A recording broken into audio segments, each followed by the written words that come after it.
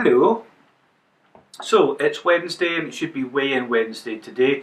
Unfortunately it isn't because I forgot to weigh myself and I've had a lot of other stuff going on, so I've not really done it. So I'm going to be doing that next week, but I thought I'd take the time to go over one of the questions I got on the Q&A post I put on Instagram and a few other places. Because it was an interesting question and it's one that I had kind of thought myself when I was starting out. So it's from Kazakens. And what she was saying, she's interested in becoming vegan. Excellent, because it's a great step. Is it expensive, or are you still using the same amount of money each week? Also, have you had any cravings for the foods you used to eat? Okay, so let's look at the foods I used to eat. I'll just put my phone down to the side. Hello. Right. Before I went vegan, my biggest things were fizzy juices, sugar, chocolate, cream cakes, lots of meat, basically chicken, pork and steaks, red meat were my main things. Fish as well.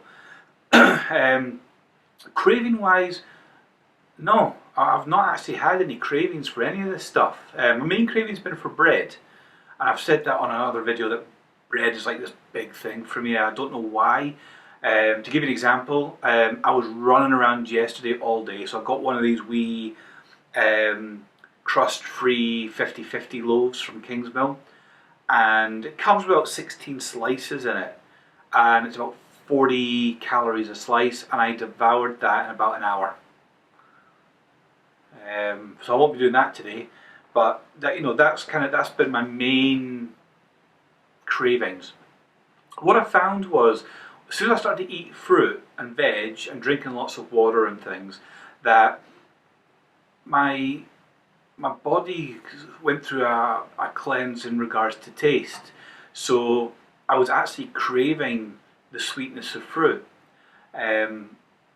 As you can see, I put up a post regarding blueberry and banana smoothies. The sweetness that comes out of the blueberries, it hits you, and once you start having that on a daily basis, you don't want anything else, or that's my experience.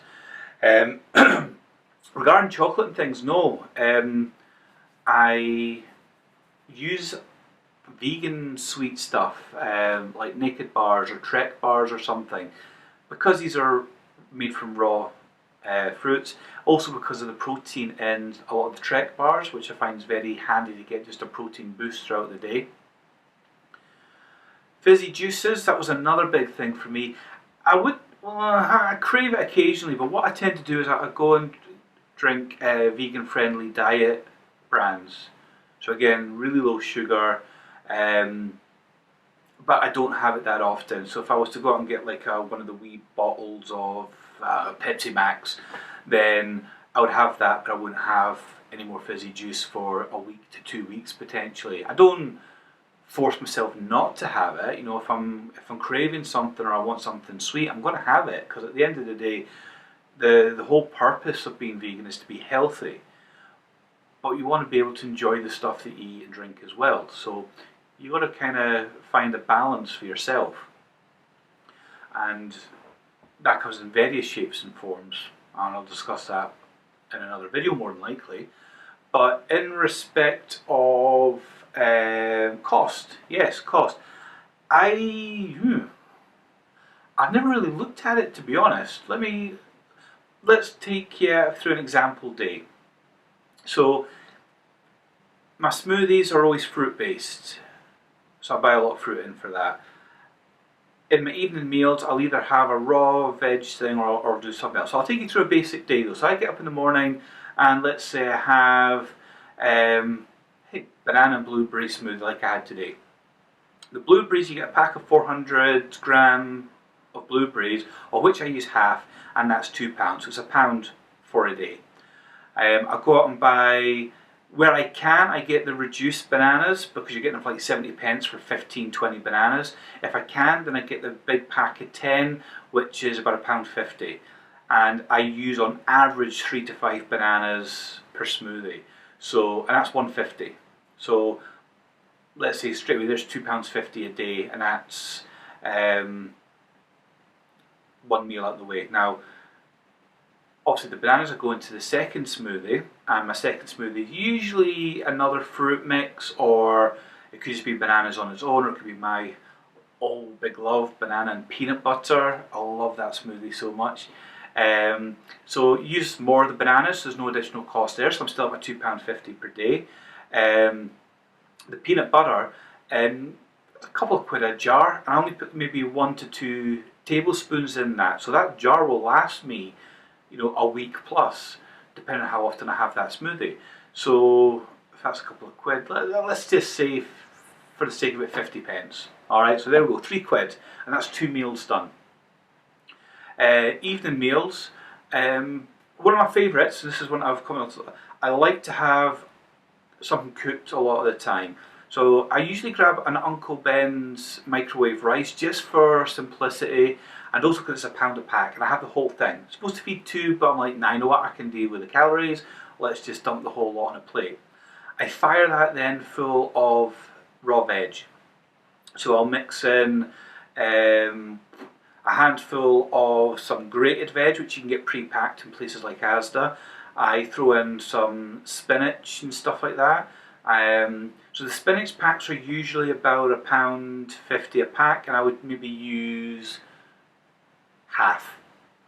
The grated carrots and cabbage mixing that I get, they work out at 50 pence a pack, and I would use maybe half a pack, so there's 25 pence, with some tamari sauce on the veg to dump on top of the rice. So all in, that's kind of my main meal. So as you can see, so what do we say? So we're at £3 up to and including the 2 smoothies. 50 pence for the grated Bolognese, have that's 25 pence then. My spinach, say 75 pence for that. So we're saying we're under £5 anyway. And then sometimes I'll have Trek bars and Naked bars. Now I'll try and buy these in bulk to keep the cost down, but I was going in and getting 2 Naked bars for £1, 50 pence each. I would maybe have 2 in a day. Trek bar, £1, 90 pence, something like that. I'm under £10 a day. That's what it works out as. I kind of try and stick to a budget of 10 a day. I go over some days, I go under other days. So I'm kind of averaging out at that £10 mark. So is it really expensive? It's not really. I mean, if you're making a smoothie for less than £2 a smoothie, so I've made 2 smoothies for 3 quid. Okay, yeah, your microwave meals, you pick up 2 microwave meals for £2. They're not very healthy for you, they're very fattening, you don't know what the hell's in this stuff that's wrecking your body. And for that £1 extra, I'm getting 2 meals that are really filling, really good for you, taste amazing, and so it's more expensive? No, not really. Some of the stuff will be. And my advice when you're buying for doing any kind of diet, whether it be vegan or otherwise, is go for foods that you enjoy, that you know that you like, and then try and get them at reduced costs. So when I go shopping for my fruit, I know I want bananas. I'll take mangoes if they're at a good price.